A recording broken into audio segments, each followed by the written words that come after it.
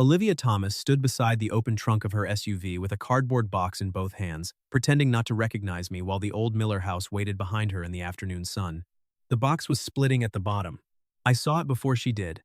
One seam tore, slow and ugly, under the weight of too many books. 3 hardcovers slid toward the gap. A brass compass on top of the stack shifted toward the edge. My breath caught. Not because of the books, because I knew that compass. 15 years could change a face, a voice, a street, a life. It could turn a loud girl with grass stains on her knees into a woman standing in my neighbor's driveway with a guarded smile and a suitcase beside her. But it could not change the chipped brass lid of the compass we once buried under the oak tree behind my house. "Stop moving," I called. She froze.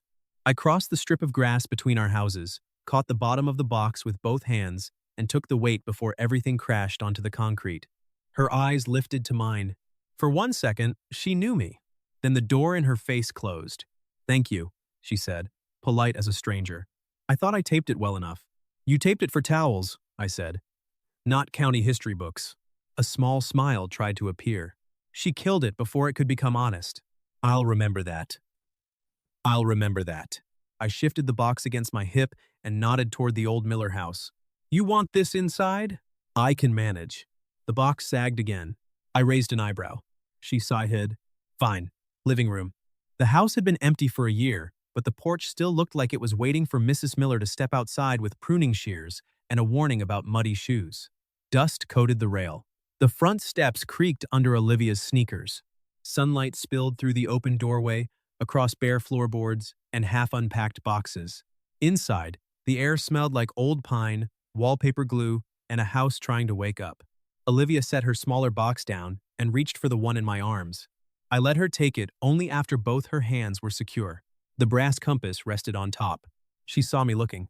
"It was my grandmother's," she said. "I know." Her fingers stopped on the lid. The air between us went still. Then she looked at me with a careful, formal expression that did not belong in this room. "I'm Olivia, by the way. Olivia Thomas. I just bought the old Miller house." There it was. The lie. Not a cruel lie. A protective one.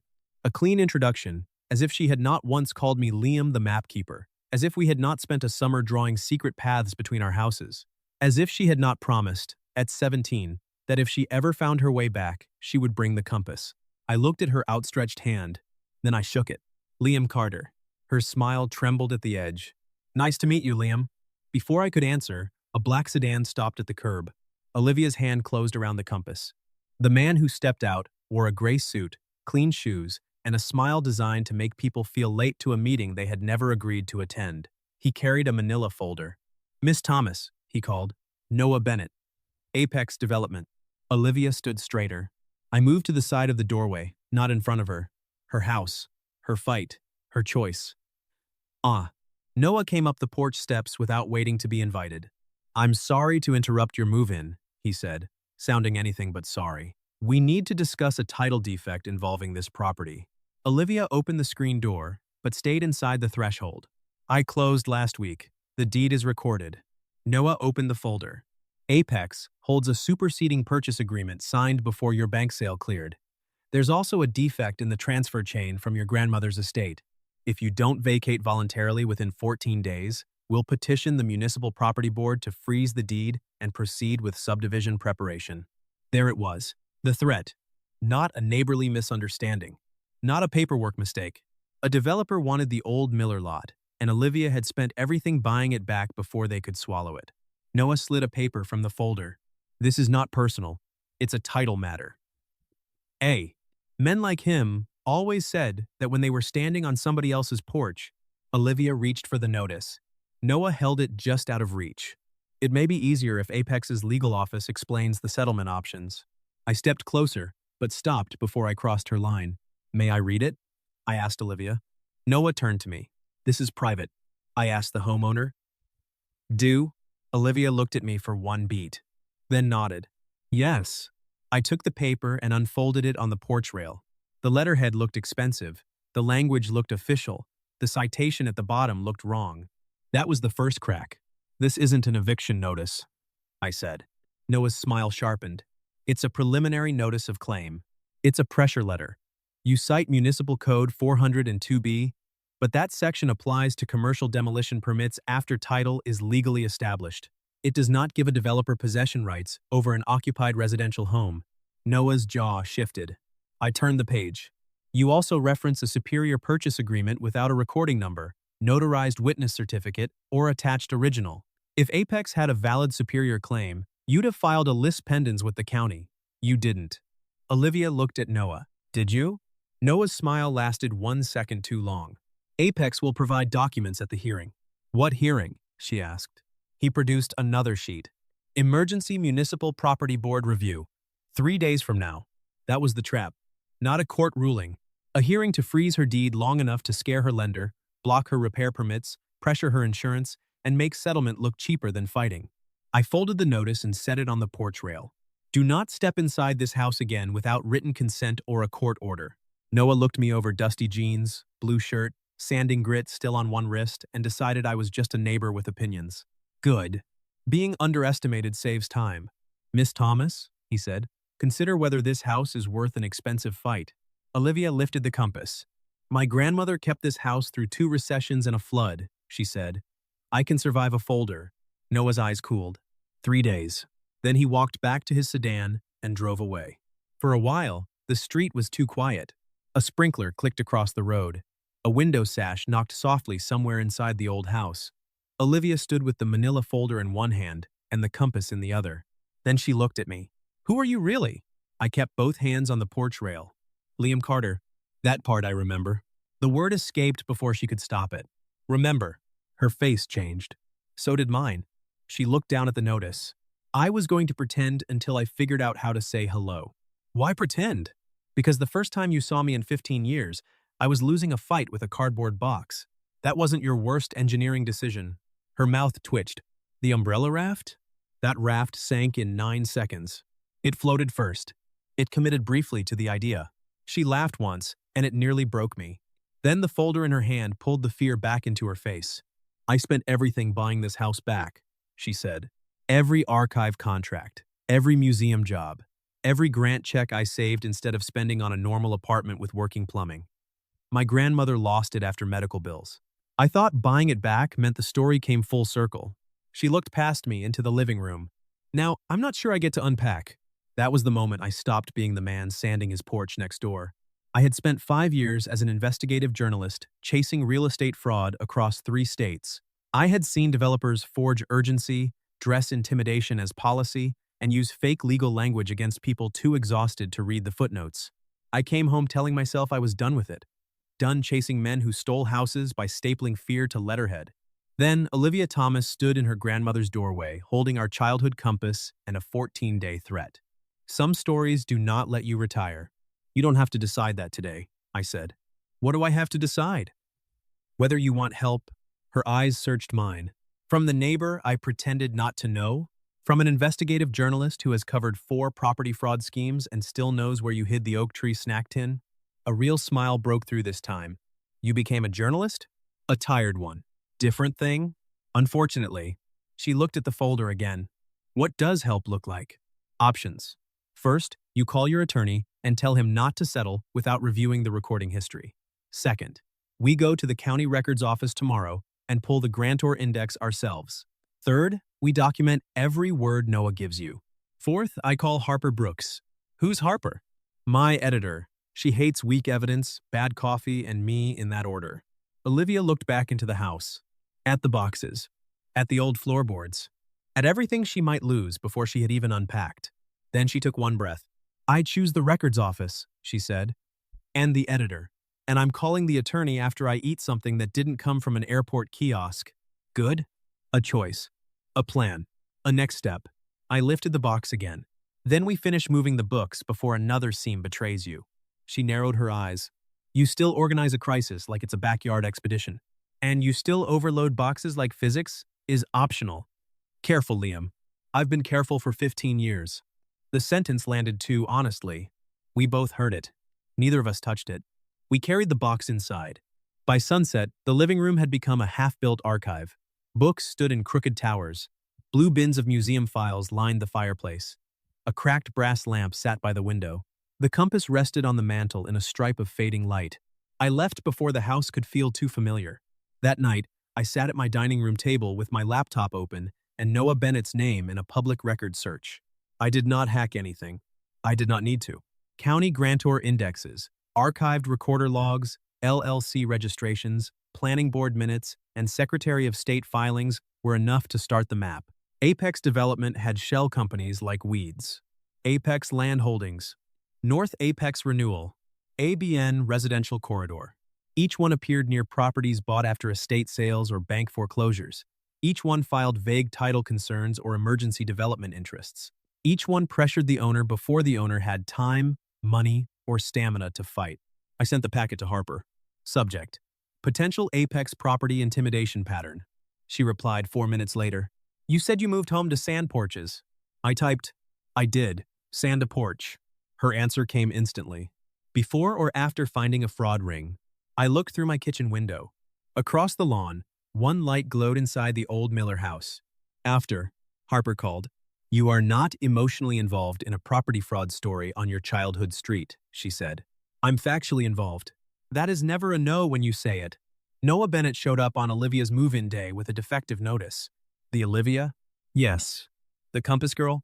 I closed my eyes. I should never have told you that story. You told me after 3 bourbons and 1 libel review. It was adorable and legally useless. Send me only what you can prove. I will not publish nostalgia with footnotes. I'm not publishing yet. Good. Verify first. Save later. Pine after victory. Harper. I'm mentoring. You're making it worse. Thank you. I often do. But she opened the packet. That was what mattered. The next morning, Olivia met me at the county records office with a canvas tote, a thermos of tea, and the brass compass tied to her wrist with a blue cord. The records office smelled like paper dust, copier heat, and old toner.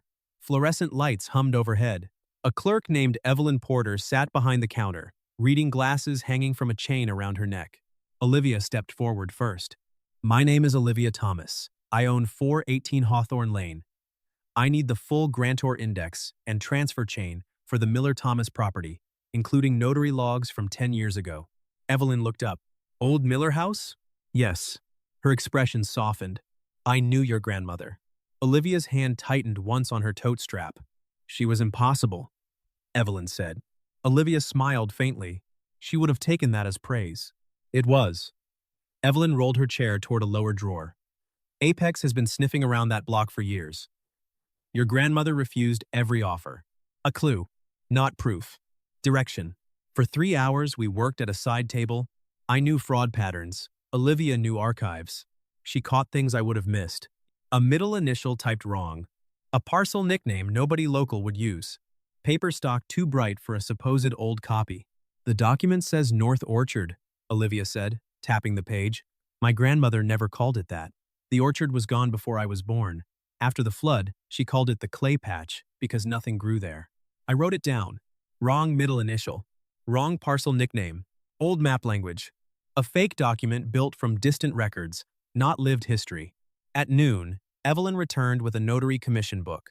The stamp on Apex's copy belongs to Raymond Cole, she said. He retired 12 years ago. Olivia looked up.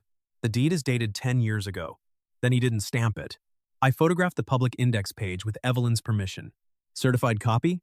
I asked. Evelyn slid over a request form. $20. Tomorrow morning. N. Olivia reached for her wallet. I stopped my own hand before it moved. Her house. Her record. Her fight. She paid. When we stepped outside, the courthouse square was bright with cold sun.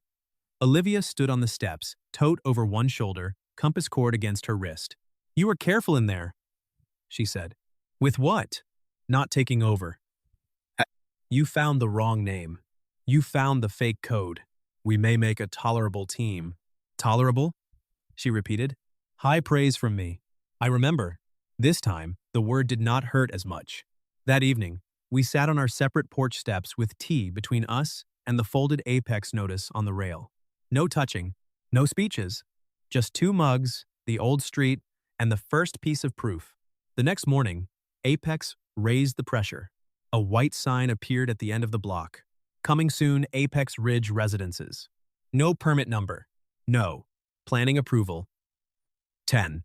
Just a sign big enough to make a new homeowner feel already erased. Mrs. Ellison from across the street walked over in garden gloves. "I thought the old Miller house sold to family," she said. "It did," Olivia answered. "Then why is that man from Apex telling people it'll be demolished?" Social pressure. Not legal yet. Worse in some ways. A rumor travels faster than a filing. Olivia lifted her phone and photographed the sign. "Because he wants people to think the ending is already written." Mrs. Ellison frowned. "Your grandmother hated men like that." Olivia looked at the sign. "So do I. We did not pull it out. We documented it. Photo. Timestamp. Witness statement." Harper loved that part. "Good," she said on video that night, her face lit blue from her newsroom. "The sign shows intent before legal determination. Useful with the defective notice and title irregularities." Olivia sat beside me at my dining table with a yellow legal pad. "This is Harper?" she asked. "This is Harper." Harper pointed at the screen. "And you are Olivia. Tell me Liam has eaten something in the past 12 hours. He had coffee." "Coffee is not a meal." "I had toast," I said. Harper ignored me. "Olivia, your job is to keep him from turning into a haunted filing cabinet." Olivia almost laughed. "I'm not sure I have that authority." "You have proximity. Use it." "Harper," I warned.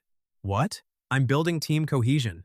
She reviewed the Apex pattern with us. 6 properties, 3 counties, all recent buyers, all hit with sudden title defects, all pressured into settlement.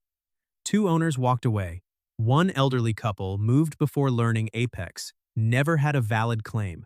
Noah Bennett's name appeared on 4 notices. "Do not publish yet," Harper said.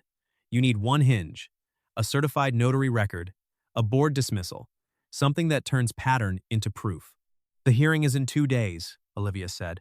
"Then the hearing is your hinge." After the call, Olivia closed the laptop. "She's terrifying." "Yes, I like her. She'll be unbearable if she hears that." "You'll tell her." "Probably." Warmth did not remove the danger. It made the next page easier to read. The real threat came the following afternoon. Olivia arrived on my porch with a folded letter and no tea. "My attorney says I should consider settlement." I set down the scraper in my hand. "Why?" He reviewed Apex's packet. "He says if the property board freezes my deed, my lender could panic. Even if I win later, I might spend months unable to repair, refinance, or insure properly." That was the trap. Apex did not need to own the house today. It needed to make ownership so expensive that surrender looked reasonable. "How much settlement?" I asked. "Below what I paid, enough to clear my loan and leave me with almost nothing." Her voice held. "Barely. I can't fight a developer for months, Liam.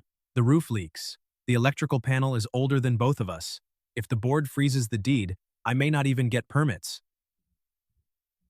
"Then we stop the freeze." "What if we don't?" I did not answer with comfort. Comfort without facts is another kind of lie. "May I read the letter?" She handed it over. Her attorney was cautious, not careless. He had reviewed Apex's packet, not the records we had found. He had seen risk. We had found rot. "Call him," I said. "What?" "Tell him you're not settling today. Tell him you have certified records coming from the county and a documented Apex pattern he hasn't reviewed. Ask him to attend the hearing or formally withdraw his settlement recommendation based on incomplete review." That sounds expensive. It's a phone call. "And if he says I'm reckless?" "Ask him to put it in writing." "Ask?" She stared at me. Then a small smile pushed through the fear. "You are dangerous." "Only to vague paperwork." She called from my porch. Her voice shook on the first sentence. By the 3rd, it steadied. And by the 5th, she was taking notes. When she hung up, the wind moved through the leaves above us. "He'll review the supplemental binder tonight," she said. "Good." He sounded annoyed. "Better than dismissive." He said if the certified notary record says what we think it says, he'll appear at the hearing. That is the first sensible thing he said. Olivia sank onto the porch step. "I almost signed the settlement." "But you didn't." I almost packed again. I looked at her driveway, where half the moving boxes still sat inside the SUV. I noticed. "I hated that you noticed." "I usually do." She reached into her pocket and pulled out a folded paper, yellow at the creases. "I found this in the compass case." She placed it on the step between us. A pencil map. 2 houses. 1 oak tree. A crooked X labeled Base Camp. My 13-year-old handwriting marked the path from my yard to hers. Her 17-year-old handwriting had added a note. If I ever forget the way back, Liam remembers. I stared at the pencil lines until the porch blurred for a second. The temptation to say too much rose hard. I kept it simple. I folded the map along its old creases and handed it back. You found the way back. Not alone. No, I agreed. Not alone. The night before the hearing, my dining room became a war room. Harper joined by video from the newsroom. Olivia's attorney, Mr. Reynolds, joined reluctantly, then with increasing anger aimed at Apex. Evelyn emailed the certified notary commission record. Mrs. Ellison sent a signed statement about Noah's demolition comments. Harper cross-checked every Apex shell company. No shortcuts. No illegal access. No heroic nonsense. Just records. At 1:12 a.m., the binder was complete. Tab A, defective Apex notice. Tab B, certified notary commission showing Raymond Cole retired 2 years before the alleged deed. Tab C, office closure logs for the forged date. Tab D, wrong middle initial and wrong parcel nickname. Tab E, Apex subdivision sign posted before title determination. Tab F, 6 property pattern across 3 counties. Tab G, sworn neighbor statement. Tab H, Olivia's deed, closing documents, and insurance proof. Olivia stood at the end of the table reading the tabs. You built this like a story. No. You built the story. I arranged the evidence so strangers could follow it. Her hand rested on the binner. I don't want you to speak for me tomorrow. I was hoping you'd say that. You were? It's your house. A quiet decision passed over her face. Then I'll speak. The Municipal Property Board hearing room smelled like floor wax, old coffee, and damp coats. Noah Bennett sat at the front with 2 attorneys and the same confidence he had worn on Olivia's porch. Harper sat in the back row with a notebook on her knee. She said she was only observing. Her expression suggested she might also bite if necessary. Board Chair Marla Green adjusted her glasses. Thomas Property, 418 Hawthorne Lane, Apex Development petition for emergency deed freeze pending title review. Noah stood first. He spoke smoothly. Irregularity. Public investment. Development timeline. Good faith claim. He did not say home. Men like him avoid that word when land is more useful without people attached. When he finished, Marla turned to Olivia. Miss Thomas, your response? Olivia stood. She carried the binder to the podium herself. The rings clicked open. Small sound, big room. My name is Olivia Thomas, she said. I own 418 Hawthorne Lane, formerly the Miller House, my grandmother's home. Apex is asking this board to freeze my deed based on a document they claim proves a title defect. I'm asking the board to deny the petition and forward the attached evidence to the State Attorney General's office. Noah shifted. Olivia turned the first page. Tab B is the certified commission record for Raymond Cole, the notary whose stamp appears on Apex's transfer document. Mr. Cole retired 2 years before the date on that document. His commission was inactive. The stamp could not have been valid. A murmur moved through the room. She turned another page. Tab D shows the document uses the wrong middle initial for my grandmother and the wrong historical name for the rear parcel. My grandmother called that land the Clay Patch after the flood. Apex's document calls it the North Orchard, a name taken from an outdated map before the flood. Marla leaned forward. Olivia did not look back at me. Good. Tab E shows Apex posted a subdivision sign before this board heard the claim. Tab F shows 6 similar challenges by Apex shell companies against recent estate or bank sale buyers. 2 homeowners settled below market after receiving near-identical notices from Noah Bennett. Noah stood halfway. Madam Chair, these are inflammatory allegations. Harper's pen stopped moving. Marla lifted one hand. Sit down, Mr. Bennett. You will have time to respond. Noah sat. Olivia opened the final tab. This is my recorded deed. This is my closing statement. This is my insurance proof. I did not buy a development parcel. I bought back my grandmother's home. Apex has not shown a valid superior claim. It has shown a pattern of intimidating new owners before they understand the records. She closed the binder. I ask that you deny the freeze. The room stayed quiet. Then Marla turned to Noah. Mr. Bennett, can Apex produce the original notarized agreement with valid chain of custody? Noah's attorney whispered to him. Noah's expression changed. We request additional time. You requested emergency review, Marla said. We need time to verify these unexpected claims. Olivia's attorney stood. Madam Chair, My client should not suffer a deed freeze because Apex arrived unprepared to authenticate its own document. Marla nodded once. Agreed. The vote took 12 minutes. The freeze was denied. The petition dismissed. The board referred the notary issue and Apex pattern packet to the State Attorney General's Consumer Protection Division. Apex was ordered to remove the subdivision sign within 24 hours. Noah Bennett left through the side door without looking at Olivia. That was his version of retreat. Outside, the courthouse steps were bright with late afternoon sun. Olivia stood holding the binder against her chest. Her hands did not shake. Not anymore. Harper closed her notebook. Good binder, she said. Olivia gave a tired smile. High praise? From me? Nearly a parade. Harper looked at me. And you did not speak over her. Growth. I'm surrounded by critics. Because you require maintenance. Olivia laughed then. Not loudly, but enough that the courthouse, the fear, and the last 3 days shifted around the sound. By the end of the week, Olivia's deed was safe. Apex withdrew rather than produce originals it did not have. The subdivision sign disappeared. Harper's article ran after legal review, backed by certified documents, public records, and 3 property owners willing to speak on background. State investigates Apex development over property pressure scheme. Noah Bennett was placed on leave pending inquiry. The Attorney General's office opened a consumer protection investigation. Olivia's lender accepted the board dismissal and confirmed her repair permits could proceed. The old Miller house remained hers. Victory did not arrive like thunder. It arrived as boring documents. Permit approval, lender confirmation, certified dismissal, the kind of paper that lasts longer than fear. 4 weeks after move-in day, I was back on my porch sealing the railing I had been sanding when she arrived. The air had turned cooler. Across the lawn, Olivia's windows were open. A radio played inside while she painted the living room trim. She crossed the grass carrying a strip of old baseboard. No folder. No threat. Just wood. She set it on the railing in front of me. Found this behind the cracked trim, she said. I wiped sealant from my hands and leaned closer. The writing on the back was faded, but still there. Liam, Pew, Live. Base camp. My handwriting. Her underline. The summer before she left, I touched the edge of the wood, then stopped. Some evidence should be handled carefully. Olivia stood on the other side of the railing, leaving space between us. I recognized you, she said. I know. I just didn't know how to be 32, broke from buying a house, terrified of losing it, and still somehow the girl who buried a compass under your oak tree. You were very convincing as a stranger. That hurt more than I expected. Me too. The honesty settled between us. No dramatic music.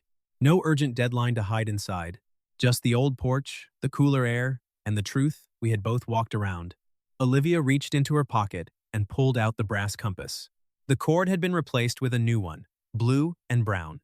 She placed it in my palm. This belonged to my grandmother, she said. Then it belonged to me. For a while, I think it belonged to the past. The metal was warm from her hand. She closed my fingers around it, then let go. This time, she said, I'm not pretending we're strangers. The porch was quiet except for the leaves moving overhead. I looked at the compass, then at the baseboard, then at Olivia, standing in the same kind of afternoon light that had caught the dust around her moving boxes 4 weeks earlier. I didn't forget you. I know. Her smile softened, but I needed to hear you say it without a binder between us. No binder today. No Apex. Noah is probably learning what subpoenas feel like. Good. She laughed under her breath, then nodded toward the old Miller house. I have tea on my porch. 2 chairs. One of them does not wobble. Which one? You'll find out. That's poor risk disclosure. You love risk disclosure. I love proper risk disclosure. She started down the steps. At the bottom, she turned back. Coming, mapkeeper? The nickname moved through the years like it had never been lost. I set the brush across the paint tray, picked up the baseboard piece with one hand and the compass with the other, and followed her across the grass. The property line between our houses did not feel like a boundary now. It felt like a path. That evening, we sat on her porch while the old Miller house settled around us. The same cardboard boxes from move-in day were stacked neatly by the hallway, labeled in Olivia's careful handwriting. Books, archives, kitchen, base camp. 2 mugs of tea steamed on the table between us. The brass compass rested beside them, pointing north because it still knew how. Olivia leaned back in the chair that definitely wobbled and looked at the street. I thought coming back would feel like reclaiming something, she said. Did it? Not at first. At first, it felt like the past was testing whether I deserved it. And now? She tapped the compass lightly. Now it feels like I can build from it. A. A. Across the street, Mrs. Ellison watered her hydrangeas. Somewhere down the block, a dog barked twice. The late light turned the windows gold. Peace did not arrive like a grand declaration.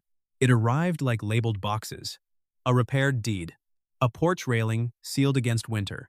A woman who had stopped pretending. And the quiet certainty that when the next story came to my door, I would not have to leave this street to find something worth staying for. Closing thoughts. Core lesson. Real love is not proving someone helpless. It is standing beside them until they can protect what matters in their own voice. Green flag. They respect your past, protect your present, and never turn your vulnerability into leverage. Please like and subscribe so we can share more stories like this. The end.